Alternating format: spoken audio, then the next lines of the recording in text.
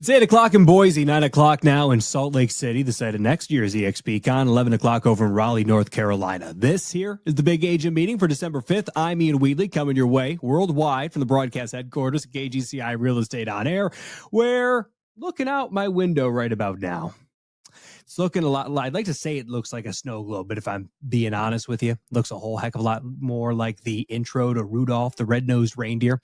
Russ Lagan's going to be back with us next week. I have to admit, this is a welcome reprieve from the otherwise blue skies and sunshine that just comes with business planning at the end of the year. But be honest, have you quietly or maybe loudly said to yourself, well, maybe if this year there wasn't a bunch of stuff smacking into a fan, I could have actually made a plan that I could have stuck to? Well, all this month here at the Big Agent Meeting, we are committed to making sure that you can do that, because let's be honest, there's always something. And if you want your plan to survive that first headwind, much less all of the ones that come in 2026, make sure that you don't just stick around through the end of this Big Agent Meeting, but you're coming back over the next couple of weeks, because coming up on just the show this morning, there was a change to the SOP, and it can actually set you apart from every other agent in your market. Holly Mabery has her update in her brokerage brief coming up in less than a minute. Solo agents don't need massive teams to be top producers. Your CEO, Leo Perea, continues his conversations with some of eXp Realty's best to uncover what is working for agents in the here and now, especially those top producers. And if you don't know the first thing about business planning, I will tell you the one thing that I think that you could do to make 2026 better than the rest. But right now, the new month brought with it some changes. Let's check in now with Holly Mabery for a brokerage brief. I love December. It's one of my favorite times of year, not just the holidays and the cookies and all that kind of stuff, but really it's resetting that power of focus and intention. And as we look at the next couple of weeks together, I want to give you a few tips and tricks as we look to 2026. And mainly because 2026, I really want to empower you. It is going to be the year of the listing. When we look at everything that has happened over the last 2 years and really surviving this flat market over the last 3, it's really important that you and I start to take a look at listings, and we start to take a look at sellers and how we communicate with them. There's a couple of things as we go forward that become really important. And first and foremost, it's of course all about the listing, but the strategies that we employ right now, the conversations and the intention that we put forward in everything that we do. If you're going to an ugly sweater party, awesome. Have the conversation about what 2026 looks like. And really, I want to set you all up for success. Days on market is increasing. Okay, no big deal until you've got your house on the market. And this is where sellers are getting a little itchy scratchy. They're used to hearing from the media over the last couple of years, hey, on the market, multiple offers, only a day, sold in 24 hours, all of those types of things. That is gone. What we're likely going to see closer to 30 to 45, maybe in upwards of 90 days, depending on price point. The other thing I want you to help sellers understand is the buyer mindset and discernment is much higher. Buyers are thoughtfully going through each house and they're looking at it to live in, not for the next 3 or 5 years. They're looking at it for 11, 12, 13 years, because the average buyer, according to the NAR Home Buyer and Seller Survey, staying much, much longer in their homes. Then finally, online equals showtime. It's interesting. I personally didn't think I was in the market, but I'm actually under contract on a house myself. We ended up with a house that had been on the market earlier this year, did not sell, ended up selling to an investor because the photos just didn't tell the story. And then even still, when we went out and looked at the house, what was so interesting, and I did this to my spouse, I had 3 houses we were going to look at. The one that I thought would work best for us, another one that was brand new construction, and then one that was older, dated, wasn't quite sure it would work, but on paper it looked okay. Well, we went to the first one, which I thought we would like, walked through it, and I was told, hey, it's a little too dark. Okay, great. We went to the second one, new construction, light and bright, everything. But what was so good is I walked into the backyard and it was like, all of this, we get to landscape, and it's going to be a lot of money. That house we just came from, fully fenced, all landscaped, everything is there. And this is a whole lot more of than what we just came from. And then I went to the last house. The last house was better online than it was in person. It was kind of scary. So we didn't even get out of the car. Now, what was interesting is I pulled the ultimate move and I went back to the first house. What was so great is we walked through the house. I had all the lights on, and then we walked out onto the back patio and we saw the full moon rising. Guess which house we bought? Now, this is what's so important. If I had just sent all those photos online and said, okay, pick one, we would have ended up with the wrong house. It was so important to be in the space, understand it, go back multiple times, and really live it. But this is the thing. Some buyers, they're still moving interstate. They're buying without physically seeing the property. So online is showtime, and your sellers have to be super ready. So now I'm putting the shoe on the other foot. I'm getting ready to list my house. I'm going to have it completely empty. I'm getting the tile steam clean. I'm doing all of these extra things so that when photos happen, hopefully we're as ready for showtime as possible. But this is what I want to impart to you. Buyers are discerning and different. They are negotiating heavily on everything, not just price, but on terms and conditions. And so as we set people up for success, it's really important. And I love this slide from the National Association of Realtors. Dr. Yun presented it last month at NAR NXT. What was interesting in looking at it, see all those red arrows? Prices are coming down. Things are softening a little bit. This is a negotiating strategy. So, okay, yeah, I'm seeing a whole lot in the upper Northeast, but those were the states that were the most locked down during COVID. We also are seeing a lot of people going back to work in those areas, and they're not able to commute or telecommute. They have to be in office. So those changes are happening rapidly. But this is the thing that I want you to kind of internalize. When you're going to price a property for a seller, that 0 to 14 days on market is awesome. But look at how close to perfect you need to be. You need to be within about 4 to 5% of where you think you're going to sell. That's not much room for margin of error. But when you think about the longer you're on the market, you're starting to drop that price. Look at the price reduction from list price to contract. Now, okay, pretty close, but the minute I hit 15 to 30 days, I'm at 5%.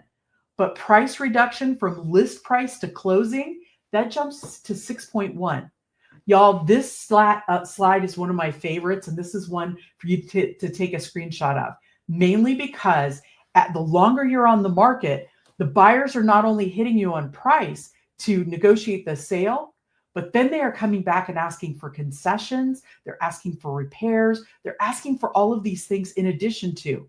We've got a lot of sellers who bought and really haven't taken care of their property. Maybe they've just gotten by with the roof, or maybe they've got, that wobbly toilet or squeaky, doors, all of those things.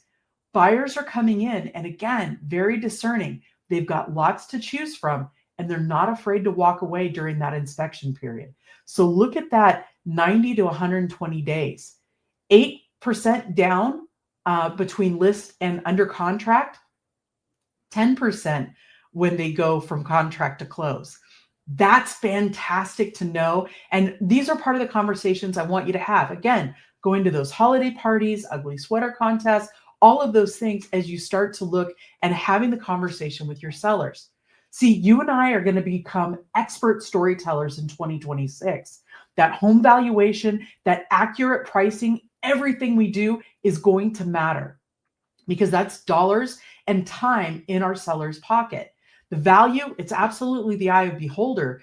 And if the seller thinks their house is worth $1 million because they have every room painted a wildly different color, okay, that might have gotten by in 2022. 2026, the buyers need to see their stuff in it. Sound a little old school? Sound like something we've done in the past? It is.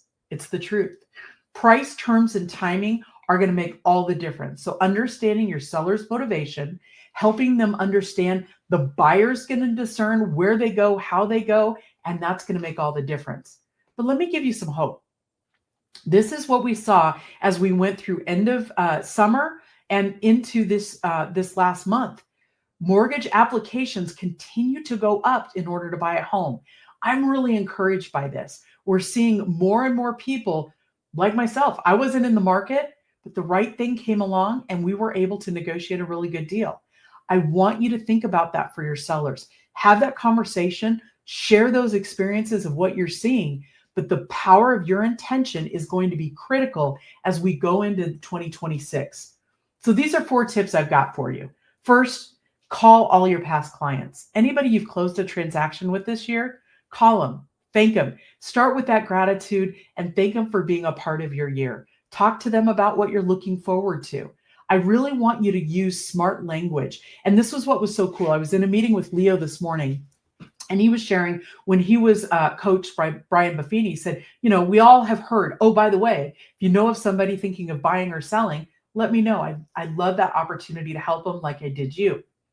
Well, what Leo said, and it was just the Captain Obvious hit me, be intentional with your words. We always talk about it, but he said, when I needed more listings, I always said, hey, if you're looking, if you've got a friend or family member who's thinking about selling, I'd love to be their agent.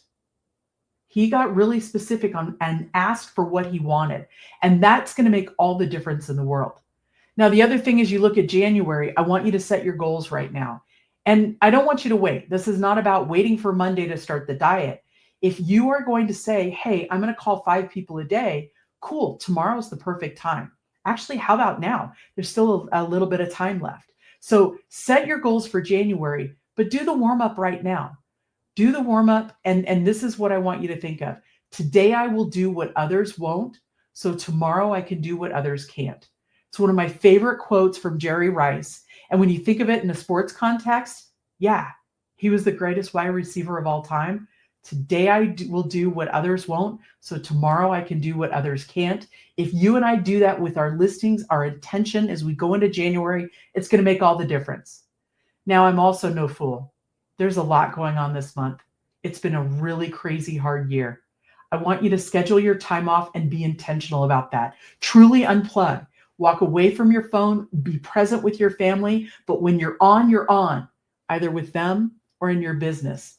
Don't straddle both ways. Put your phone down, go be with your family. But when you're going to work this month, I want you to dig in and use that intentional focus so you're prepped and ready for January. Don't wait, because the work you do today will actually show up in closings in January, February, and March. And I don't know about you. I like food with my meals in those months too. Thanks, guys. We'll see you very, very soon. Because always remember, the consistency you create today is the business you earn tomorrow. Consolidations, vertical integrations, referrals. Raise your hand if you thought that the year after the commission lawsuit settlements and everything that went with that, it was going to be a little quieter.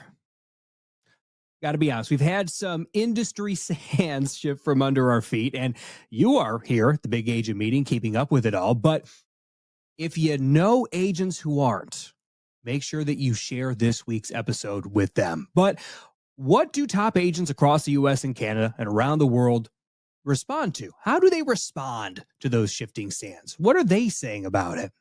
What changes are they making in their business operations, their lead generation? What are they doing right now with AI to reduce costs, amplify leverage, or even make their plans for 2026? That is what KGCI Real Estate On Air does around the clock at realestateonair.fm and on our always free Real Estate On Air mobile app for iPhone and Android. But you'll also find our best episodes, the most practical, the most actionable, the most in the moment, in the here and now, on demand, anywhere you listen to podcasts. Just search KGCI wherever you like to listen.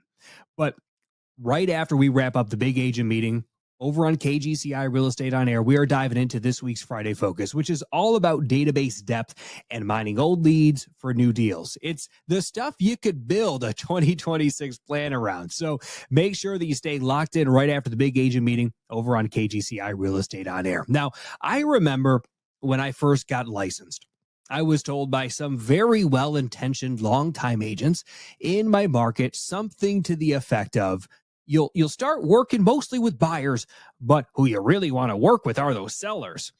And then I started working with sellers, and this funny thing happened with my expenses.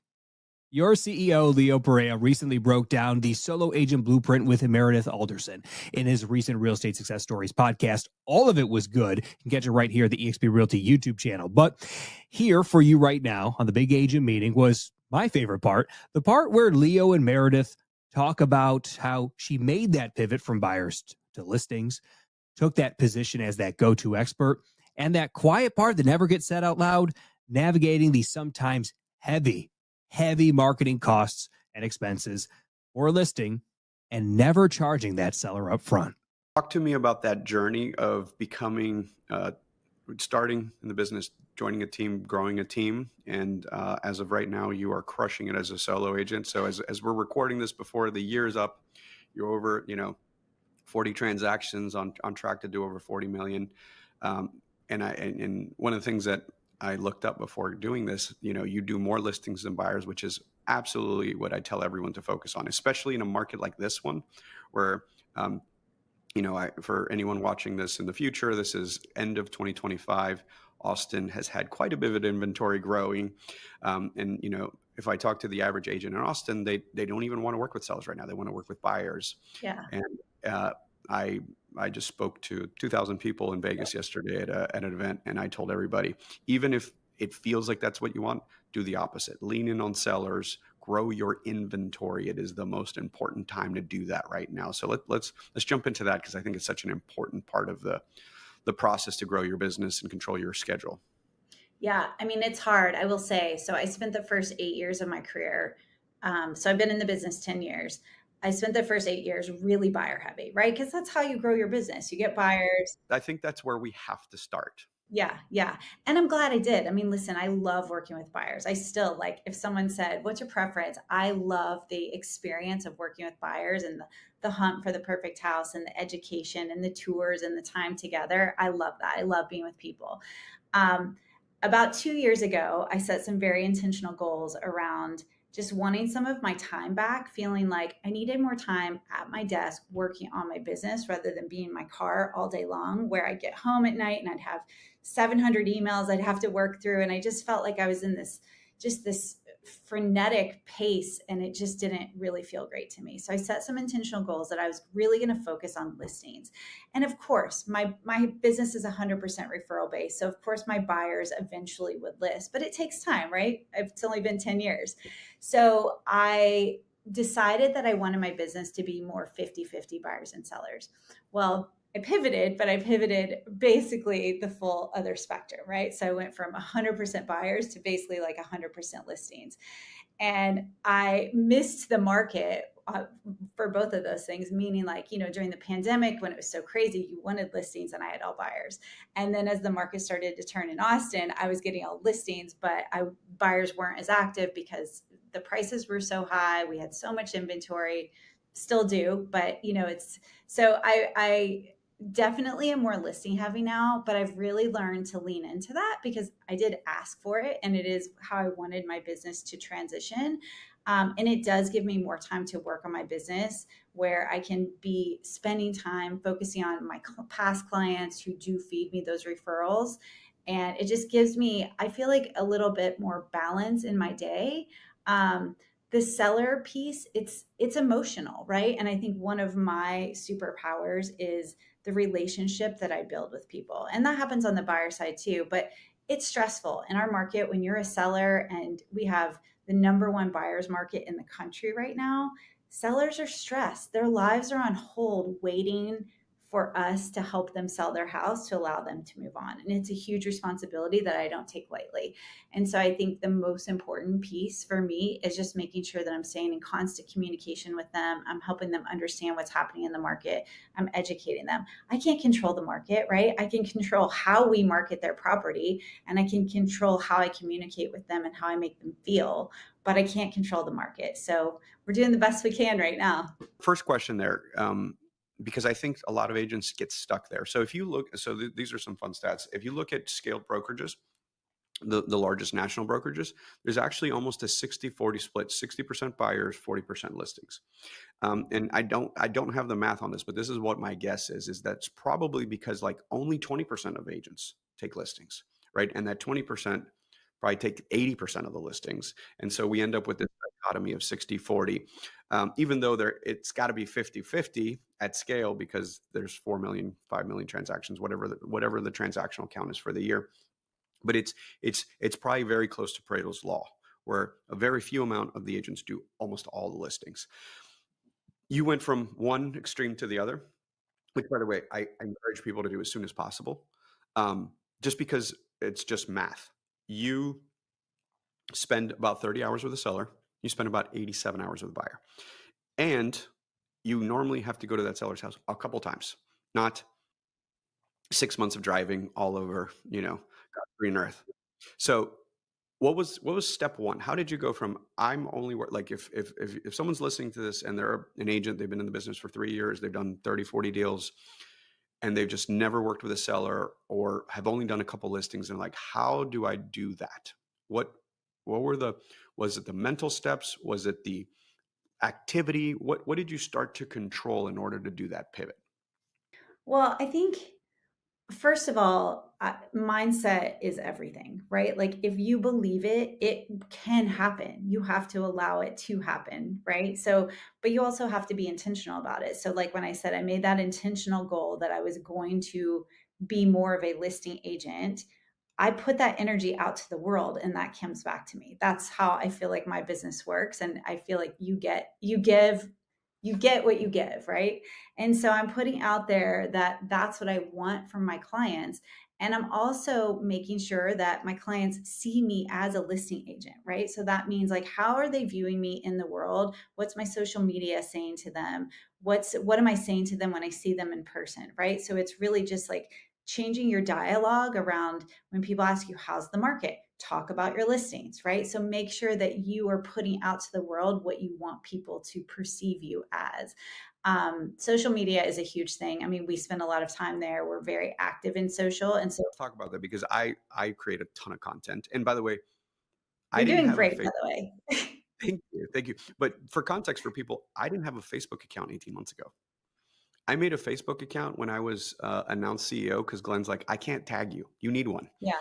Yeah. So I've been very intentional about it, but I want you to unpack that for people because it's funny when I start talking about content, people are like, oh, well, you don't count because you have support and help and a team. I'm like, no. By the way, most of it is me. And secondly, it's a story you tell yourselves. But even how you said how you talk. I sold real estate during the financial crisis, and at the same time, everyone wanted buyers too. And it was even like going to Buffini events, and it was like, modify your scripts from, oh, by the way, do you know anyone who wants to buy or sell real estate? Just, do you know anyone who sell real estate? Yeah. Like cut out the part you don't want, even in what you ask for to Yep. your past customers, your friends, the universe, however you want to put it out there. But walk us through with, I even want to know if you think about it deep enough where 70% is kind of personal anecdotal content versus 30% is, business content. Talk me how you think through that. So, well, I have someone that helps me, so that definitely helps, right? But it didn't start that way. I was And I going to say, yeah, do, but that's where you're at today. Let's go back to yeah. the So, vision okay. tree So of when I how you wanted started, to. I think social media is scary to start, right? Because it's like nobody's really comfortable putting themselves out there. But you do get to a point where you're just like, it's easy. You stop caring what people see. And honestly, like I don't even watch a lot of my own content because it's like, I know it's out there. It's uncomfortable to watch myself speak on a camera, but it's more just like, being out there, being seen, being top of mind for my clients. So when I started, I really, I laid out kind of like, okay, I'm going to post 5 times a week and I'm going to do a design feature. I'm going to do an Austin feature. I'm going to do a restaurant. I'm going to do a real estate. And so I set a schedule. And I think obviously we know with everything, consistency is key, right? You just have to do it. And so having a schedule was really helpful to me because it held me accountable to what I was going to be posting, and it helped me source content. So I would get my content ready the week before and I would just have it all ready to go. I think where people kind of get tripped up and they lose consistency is they don't plan, and two, they sorry, I lost my train of thought. No, you're killing it. And I actually wrote something down on my phone as you said it. I was like, I need to tell my team that because the planning and the organizing and the thought process, like right now, we are actually realizing the algorithm switches and like on the posts that are words are hitting and the videos are underperforming. Yeah. And I was literally on with my team before we recorded this, and the videos take 10 times the effort. Yeah.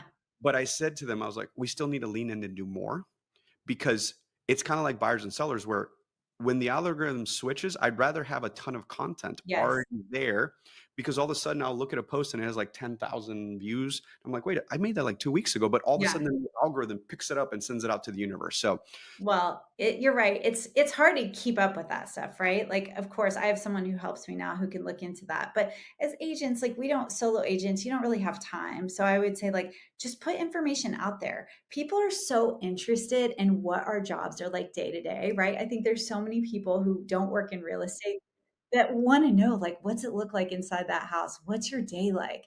So just because on that subject, talk about what not to do on social, because well, you nailed it in the sense that people are super interested. But when I see like just listed, under contract, like yeah, I scroll past it. And by yeah, the way, I love looking at real estate. 23 years in this business, and I still, when someone makes a cool video about a house, I watch it. So talk yeah. to me about what agents should not do. Well, it's funny you say that because we still post like just listed under contract more for our clients, I was right? gonna say, So but not exclusively, right? yeah, It's no. Just so they can like see their house, but it is like our least performing content. Like nobody really wants to see that, right? What people do want to see is like video and content about your day. As I said, what I never do is talk about politics. I never talk about religion. I try to make as much content. thank you for saying that. I don't think enough agents. It's like, look, I respect all of our opinions, but we're actually very public facing to a whole Yes, bunch of humans. You could be turning yes, off a potential buyer or seller with differing absolutely. opinions. Absolutely. So, yeah, and I'd say, just being professional, like putting yourself out there the way you want people to see you. And that's how do you dress in your videos, right? What do you look like? Like, I'm never going to make a video in my workout clothes. Doesn't mean I'm not in my workout clothes. That's real life. But that's just not what I want people to see out there. I don't do a lot of personal stuff on my social media. I have kids. I don't know. I've just never really been sure how I feel about that. So I have my own separate personal social media, and then I have my professional. I said it was my favorite, but all of it was good. Dive into real estate success stories anywhere you like to listen to podcasts, including Apple Podcasts, Spotify, and watch it right here on the eXp Realty YouTube channel. All right. If you are an agent and you know you could be doing better, but don't know where to start or what the next right thing is, much less build an entire plan for your business, I want you to write down this one thing. Graduate FastCap. Number 4 in our programs today, but number 1 in our hearts. Here's Alyssa Specht shining that spotlight on eXp University. What's up, big agent meeting? Alyssa Specht here, back again to give you the rundown of everything going on at eXp University. And my friends, next week is absolutely stacked. We're talking about listing mastery. We're talking about outbound prospecting skills. We're talking about AI and systems that boost team production. And we've got a lot more than that. So let me give you the rundown of what you can expect next week with eXp University. Starting with Monday. Monday, we have Level Up. We are kicking off the week with true listing fire. We have Corrine DeFilippis, and she's a top producing Central Florida agent. Now, she's doing 100 mil plus in sales, and she's going to show you how to become a top listing agent in 6 months or less. So she's going to cover outbound prospecting that actually converts, and she's going to talk about top producers' daily routine looks like. So you do not want to miss that. That is going to be on Monday on Level Up. Now let's take a look over to Tuesday. We are back with another session in the AI Accelerator series. Now, this accelerator is rolling strong. Next week, we're diving into how AI supports teams by removing chaos, not adding to it. So if you are interested in getting involved in the AI Accelerator series, make sure you go to expuniversity.com to register and find out more.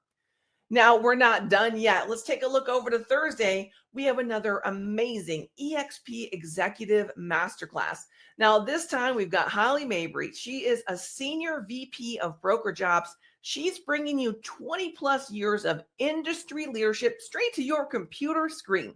Now, she's going to be talking about operational excellence, and leading high performing teams, strategic growth, market expansion, all of that. My friends, if you want to lead better or at any level, this one is for you. Make sure you tune in. Again, that's Executive Masterclass on Thursday. But we are going to mosey on over and take a look over on Friday. We're back for another big agent meeting. You guys know the routine now. You bring the coffee, we bring the energy, and we bring the value. That's for sure. So every week we're delivering real strategies from top producers, innovators, thought leaders every single week. So make sure you put that on your calendar for Friday. But that's not the end of Friday. We've got one more for you. We're bringing you back with the Lab podcast. Now, we sat down with Ryan Rule. Now, he's a top producing agent. He's a team leader, and he is reshaping what modern real estate looks like. So he's going to break down how to build a client-focused, scalable business and why transparency and education drive consistent growth. Guys, if you are focused on building a business that lasts, this one's for you. So that's the wrap up. That's a little bit of what you can expect with eXp University next week. Make sure you tag your team, add that to your calendar, and I'll see you there.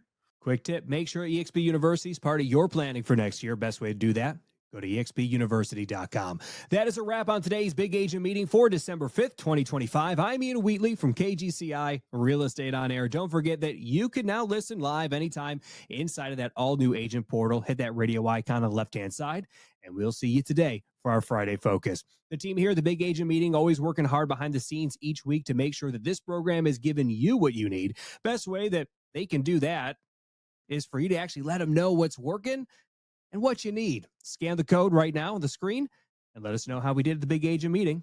iConversations is coming up next.